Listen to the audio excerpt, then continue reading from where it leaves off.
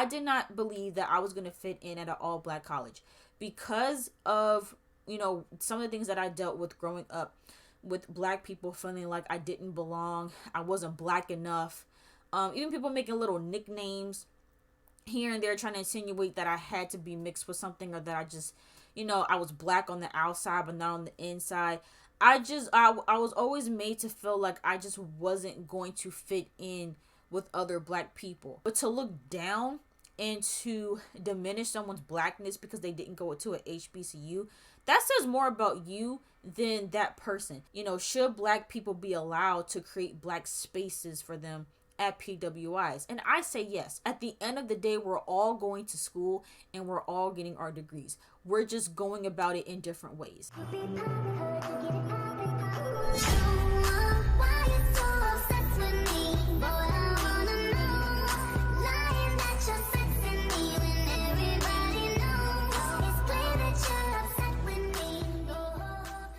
Hey everyone, it's Bree. Welcome back to my channel. I'm back on another video, and this topic was very highly requested. More so by my peers, people that I know personally requested that I talk about the whole debate between HBCUs and PWIs. And why not talk about this topic in my George Mason sweatshirt, which is considered a PWI. Now, this debate came about because of someone that goes to the University of Southern California and what she did at her school.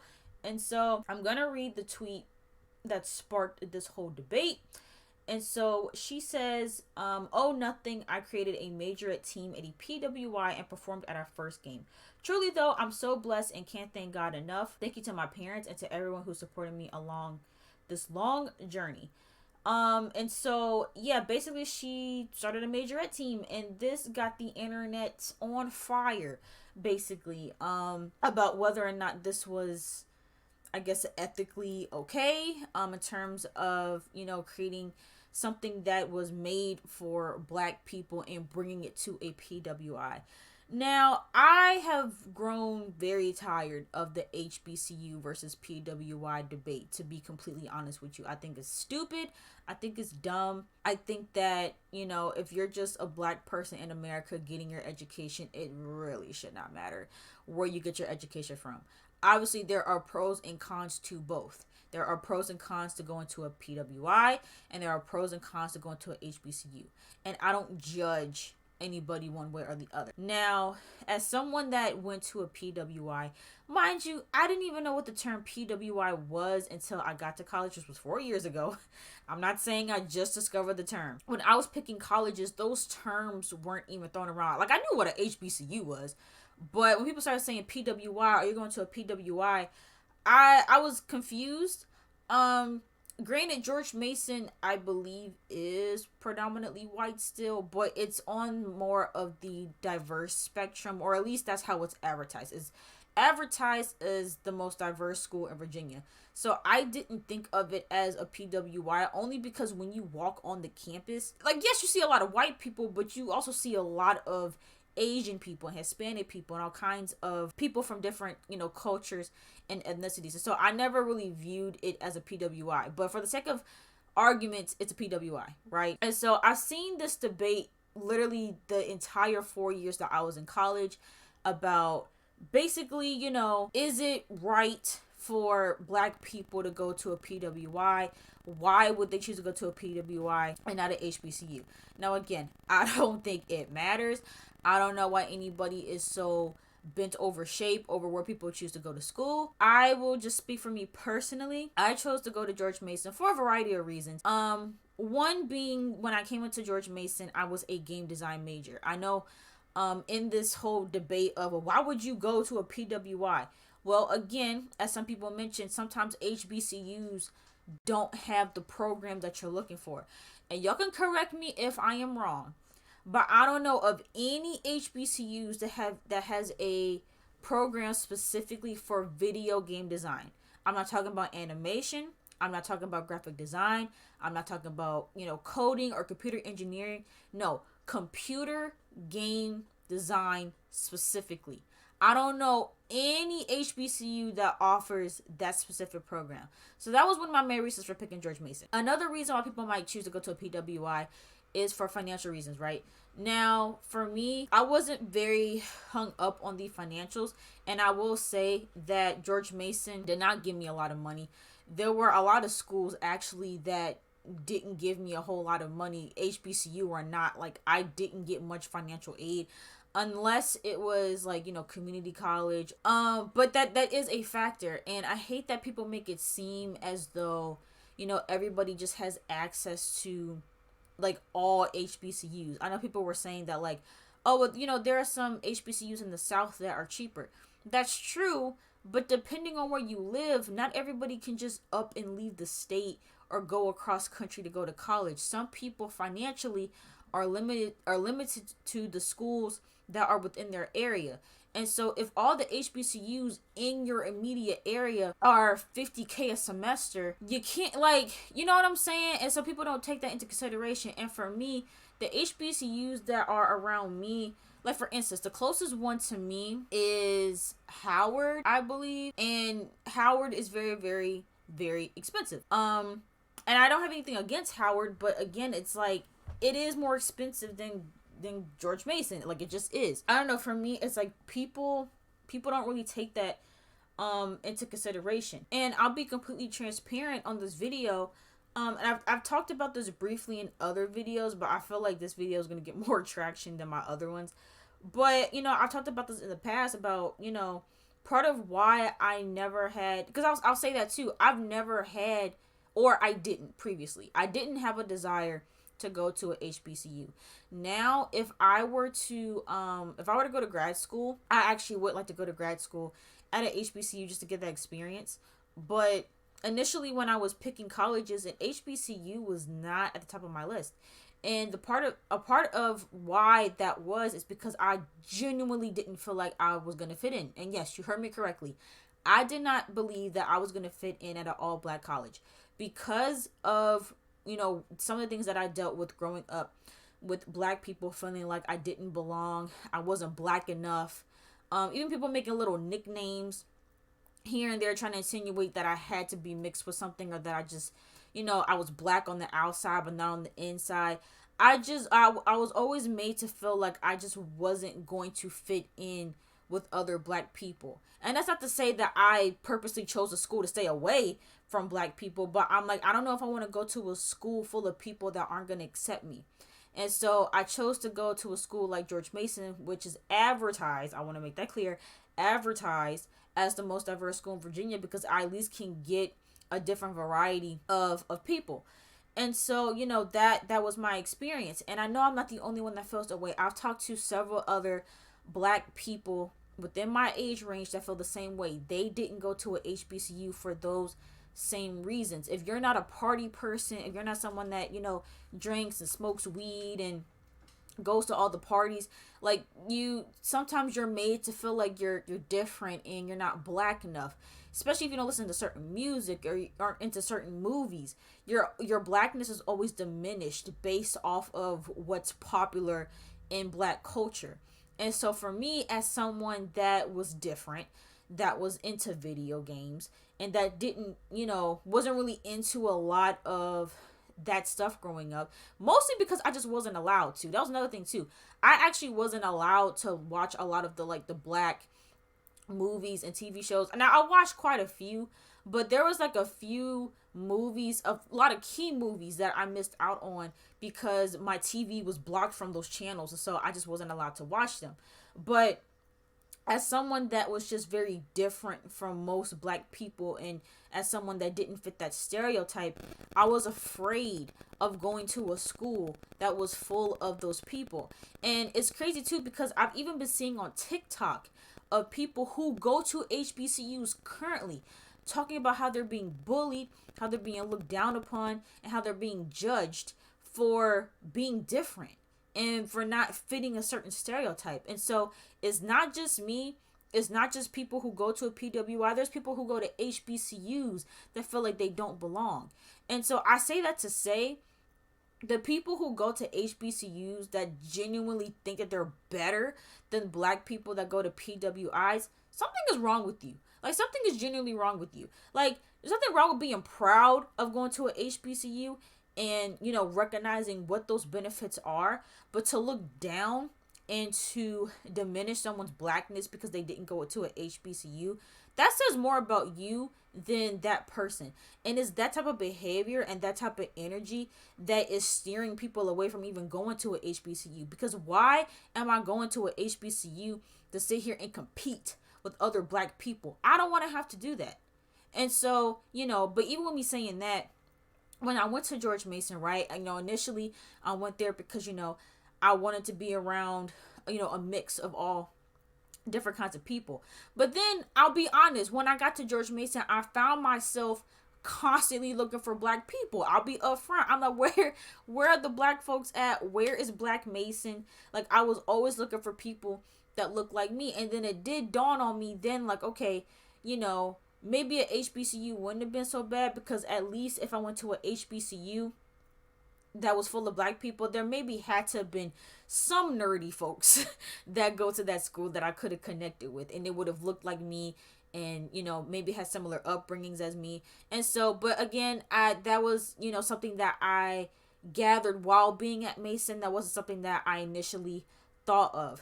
But even with that, right, with me going to a PWI, the arguments around this whole majorette situation is the argument of, should black people be allowed to create black spaces for them at PWIs? And I say yes. I don't understand why people are upset that black people are creating safe spaces for themselves, because this is what this is. Because everyone kept saying, like, oh, you shouldn't bring HBCU culture to a PWI. Why not? Why not bring some of those things that we do for us, for our community, to create a safe space for us? Why aren't we allowed to have that in those spaces? Why is that just specifically for HBCUs? I don't understand that. And funny enough, with George Mason, they actually also just created a majorette team at the school as well, and it was very inspiring to see. I even considered auditioning. Now, my social anxiety wouldn't allow me to audition for any of the dance teams, but even just seeing that and seeing black women on campus getting involved in that and being able to do majorette and be a part of that, like, it's amazing, it's dope. But I don't understand why we want to look down upon people who do that, or to tell people, oh, why not just go to a HBCU? Please don't be so dense. Like, people have different reasons for doing different things, and everybody has their choices, whether it's, again, financially or just whatever, maybe scholarship. People forget about that too. Money is a factor. I understand that no matter what school you go to, you're probably going to have some type of debt, but not everybody wants to be swimming in debt. And not everybody has access or easy access to a cheaper HBCU. Some of us are surrounded by the more expensive HBCUs, but you expect someone to travel 12 hours across the country to go to a HBCU, and just not everybody can do that, And so, you have that. And then I also saw people bringing up the D9, right? And so a part of, what the D9 represents is creating a safe space for black people. And as someone who is a part of the D9, I recognize the importance of having those safe spaces. And that's also part of why I joined, because I knew that once I joined, I would be joining a family. I'll be joining a family of people that look like me, that share the same beliefs as me, and it's a safe space. I know that when I go to a Divine Nine event, it's us. It's us there. It's the same thing with all of these black organizations. It's us. It feels safe. We don't have to code switch and do all of that. We can just be us. And, and also too, speaking of that, there were some ignorant people saying that, like, oh, well, all the D9 organizations were founded at HBCUs. First of all, you're wrong. Not all D9 organizations were founded at HBCUs. Please do your research, number one. And I'm not going to say which ones, because, again, you can do your own research. Number two, the whole point, and even too, because I saw people saying that, like, oh, like, if that's the case, then, like, okay, I saw people making a lot of comparisons saying that, how, the D9, like, we established chapters at both HBCUs and PWIs. And that is true because we're trying to reach as many people as possible and create as many safe spaces as possible for black students. And so, well, in conjunction with, helping the community and everything like that. But it is essentially a safe space for black people. These organizations are safe spaces for black people. And so, again, it's like no one says anything about that. No one says anything about, organizations creating those safe spaces. But why is it that when it comes to majorette or a dance team that is, known to be a part of black culture, why it's such a big issue?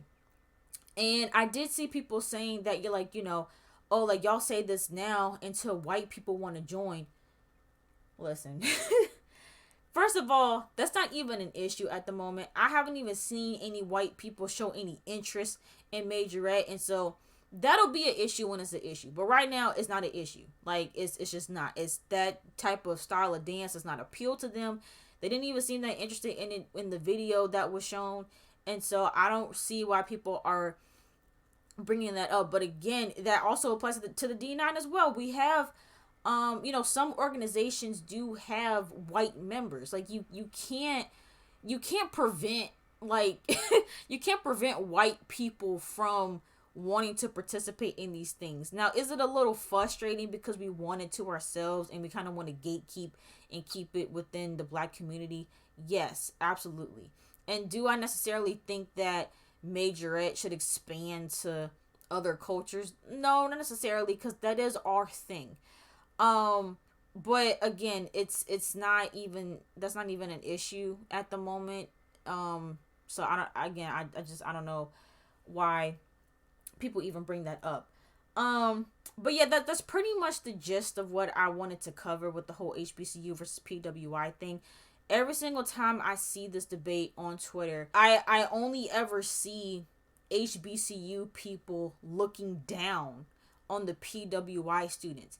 And I don't understand why. I don't understand why y'all think y'all are so much better than other people. And that's another thing too. It's like it's one thing to be proud of where you come from and what school you go to and the type of experiences that you had at that school. That's one thing.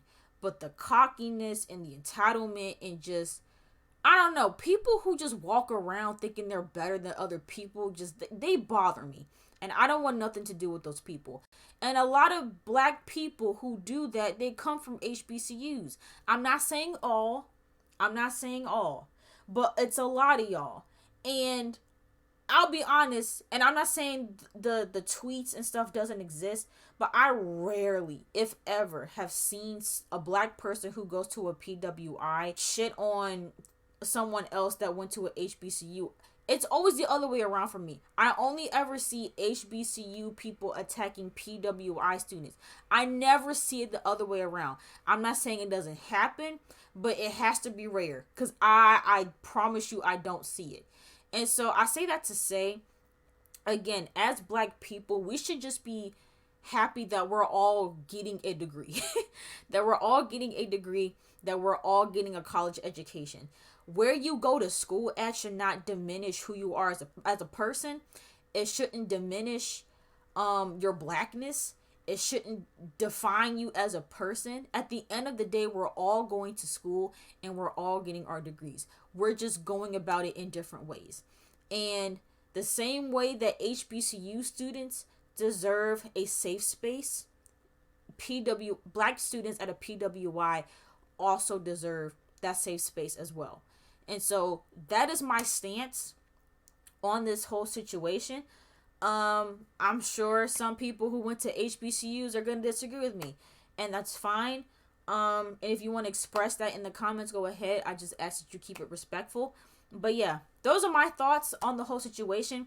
Let me know what your guys' thoughts are in the comments down below. I would love to have this discussion, and I would love to see you guys talk about it amongst yourselves in the comment section down below. So please don't be shy.